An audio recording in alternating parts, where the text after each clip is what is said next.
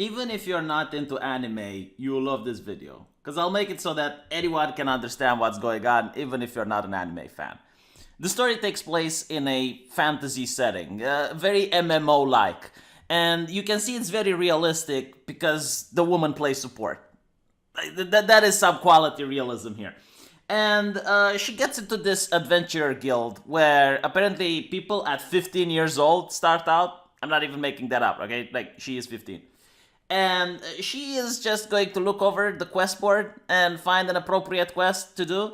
But because she is support, she immediately gets harassed by a party of adventurers. That literally is what happens in MMOs, right? Like, supports are the thoughts of the MMOs. Like, all you have to do is exist, and other people will give you attention. Like, she doesn't have to stand in a wait time queue or anything. She just sits there looking pretty, and people are already harassing her to join a party. And apparently the quest is to go into some caverns and slay some goblins, because the goblins have raided a nearby village, they kidnapped some women from that village, and also stole a lot of food. So now they need to go there and punish the goblins. Now at this point the show adds further immersion and realism into the setting by showing that since she is support, literally zero fucks are given by what she has to say. No one cares. Even the DPS gives her shit. The tank laughs at her. And this is very realistic. If you play these types of games, no one cares about the support. All the support is expected to do is shut the fuck up and heal. And maybe put words on the map. Anything else is unacceptable. Now, I don't know why most female players are attracted to this role. I'm not going to give you my opinion. I'm just going to let you to formulate yours. But anyway, moving on. So the battle begins, and let's analyze what happens. So the DPS managed to aggro a bunch of mobs while the tank is out of position. She manages to take one, but instead of taking advantage and running back to the tank, she decides to engage the rest of the mobs in melee range. Obviously she gets Raffle Stomp because it's a range character, not a melee one. And now we're going deeper into the fight. We are 22 seconds in. Tank is still not in position. Apparently he doesn't give a fuck. But at least we see that the support is doing damage. Wow, absolutely brilliant. Fucking awesome. Reminds me of actual encounter. Holy shit! Yeah, the anime is pretty violent. Remember, these are 15-year-old girls. Like, look at this. Oh my god, this is brutal, right? Now the tank is deciding to come in and is realizing that maybe it would have been a good idea to save the DPS, because a mage might have been useful at this point, standing behind him, firing spells, rather than being in front of him and dying quickly. Also, he quickly finds out that he doesn't have enough gear requirement for this encounter. Like, a single goblin stab goes right through his armor. Like, absolutely no equipment. What the fuck is this party doing is beyond me. So, as obviously expected, and to no surprise to anyone, we witness a party wipe. And again, I would like to point the brutality of this anime. These are 15-year-olds, reminding people that this anime is a little bit dark. But the scene that follows is the one that causes much controversy around certain commentators, certain anime journalists, if you will, anime influencers. They really do not appreciate what's about to happen.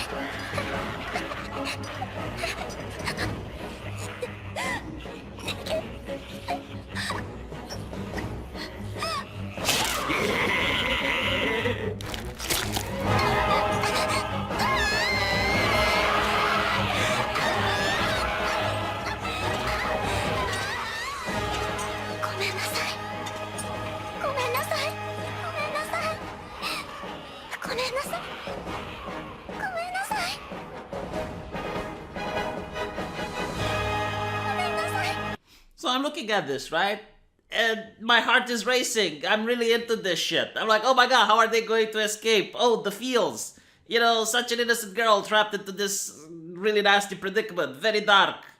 I haven't seen anything like this in Western media. Well, this is something brand new. I'm excited. I want to know more. But then you look online at the anime critics, the anime journalists, the ones that you get wisdom from. You know, the ones that have an entire business built around talking about the anime, and all they're saying, me progressive, me no like, is this fascism? Yeah, I think these critics definitely discovered it. The Japanese need to shut it down. See, they hired Benito Mussolini in their anime department in order to push fascist and white supremacy propaganda over the innocent kids in the West. But luckily, these brave anime critics managed to catch on just in time to warn us from the evil fascism that is hidden within anime, right? So parents, if you're reading this article from Sci-Fi Wire, make sure your kids don't watch anime. Just don't, right? Because it has subliminal fascist messages in it. And it's not just the critics, by the way. If you go on our anime, or if you look at the Twitter, the people who are progressives, they're all in unison. They don't like it. They're really angry about it. They're very furious about it, but they can't really articulate why. And I'll tell you why. If you look at the critics, it's not really the violence that bothers them. It's not the fact that 15-year-old kids get torn up and dismembered. No, that's fine. The problem is with the Swedish snuggle, the Calais welcome, the enrichment and multiculturalism of it. That is what bothers them the most, right? It has come to a point where murder, especially in video games and anime, is a constant thing. Like, people die all the time in fan art and in video games and in anime. But that doesn't pose a problem per se. But the moment you have a scene with the Swedish snuggle, the progressives lose their minds over it. It's like, do you understand that murder is worse? Like, killing things is worse. Like, can we have some priorities? Like, no. Okay, right. Let's criticize the anime from my point of view. Let me show you how it's actually done. So let me start off by saying that the goblins did absolutely nothing wrong. As you're looking at the anime, you notice that there's no female goblins around. So the only way for goblins to reproduce and to perpetuate their species is to mate with a human female. And because of that, they are being discriminated against, and they are being ran away from civilized places to the point where they have to go in the ground. Now, you will notice that the humans are very imperialist, and they're very bigoted towards the goblins to the point where they decide to invade their homes in order to start slaughtering and butchering them like animals. So really, if you look at it, the goblins are the victims here, and this is why we need multiculturalism. We need every human village to open their doors and allow the goblins in, because the goblins are underprivileged, while the humans live above ground in these very wealthy and privileged societies, and they definitely need to stop with their violence and their imperialist propaganda. And if you look at the anime a little bit deeper, you will notice how one of the more seasoned adventurers come in, and after defeating the goblin armies, he actually starts butchering and massacring the goblin children. This is absolutely horrible, right? Now, how did I do? Am I a good critic or what? Can I inject politics into shit or not?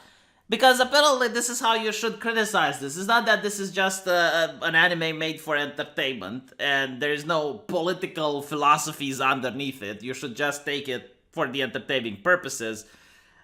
No, apparently not. Right, so if that's the case, then I guess I'll put my own political spin on it.